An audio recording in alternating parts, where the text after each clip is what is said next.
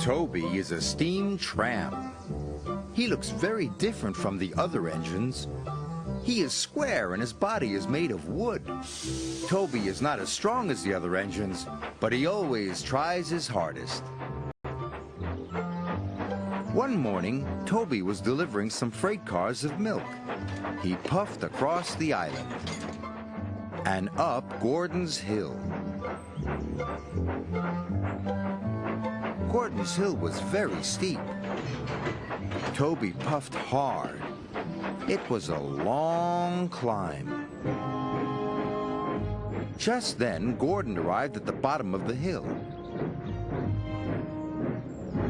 But today, the express was heavy, and Gordon had to wait for Edward to help. "Bother," huffed Gordon. Soon, Edward puffed to the rescue. He buffered up behind Gordon. Edward pushed, and Gordon pulled.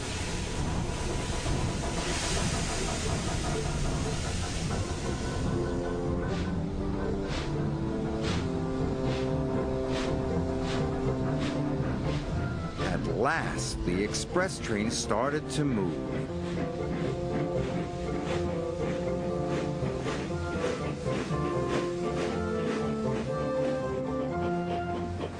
Toby had finally reached the top of the hill when Gordon puffed past. "Slow, coach," Gordon huffed. "I'm trying my hardest," gasped Toby. "Pah!" sniffed Gordon. "You're not even a proper engine." This made Toby feel very sad. That night, Sir Topham Hatt came to see Toby. "Edward is needed at the docks," Sir Topham Hatt said. "You ought to work at Wellsworth Yard in his place." "But I'll never be able to do Edward's job," Toby cried. "He's a proper steam engine." "Nonsense," said Sir Topham Hatt. "You are one of my engines, and you must be useful." Toby was very worried. What if he wasn't useful? The next morning, Toby puffed nervously out of his shed. "I hope no one needs pushing up Gordon's Hill," puffed Toby. Toby wished he was a proper steam engine. At last, Toby arrived at Wellsworth Yard. There were lots of freight cars, and they looked very heavy. "I'll never be able to shunt all those," Toby puffed. "You can do it, Toby," called Thomas. That made Toby feel much better. Then he started to shunt the freight cars. He shunted coal cars for Henry and slate cars for Donald. He even shunted fruit and vegetable cars for Douglas. "Maybe I can do it," Toby chuffed. But then, Gordon puffed past.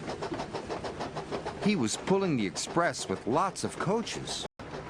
Toby watched as Gordon puffed toward the hill. Gordon puffed with all his might, but once again the express was too heavy. Gordon was stuck. "Bother!" he huffed. Gordon's driver called the yard manager, and the yard manager came to see Toby. "You need to push Gordon to the top of the hill," the yard manager said. "Yes, sir," groaned Toby. "But Gordon looks much too heavy for me to push." Toby puffed nervously. "Don't worry," Thomas called. "You can do it, Toby." "I'll do my best," he puffed. And he chuffed off to Gordon's Hill. When Gordon heard that Toby was coming, he was very cross. "Toby's only a steam tram," Gordon huffed. He will never be able to push me up the hill.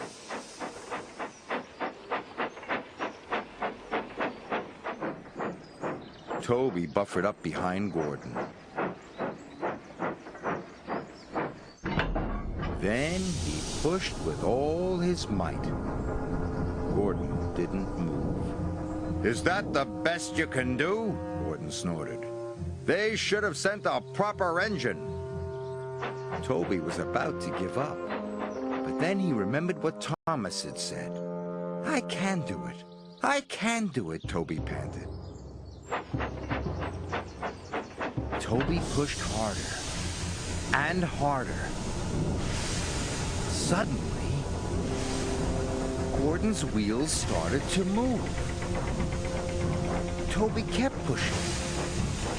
His engine roared. His axles ached. Gordon moved slowly up the hill. When Percy saw Toby pushing, he blew his whistle with excitement. "You can do it, Toby! Go on!" cried Percy.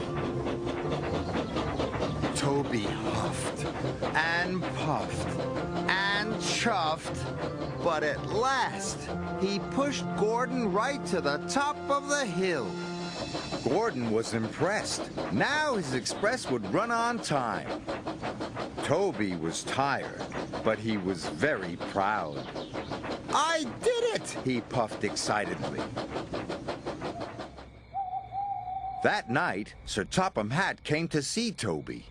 "Today, you were a very useful engine indeed," he said. "Thank you, sir," Toby chuffed.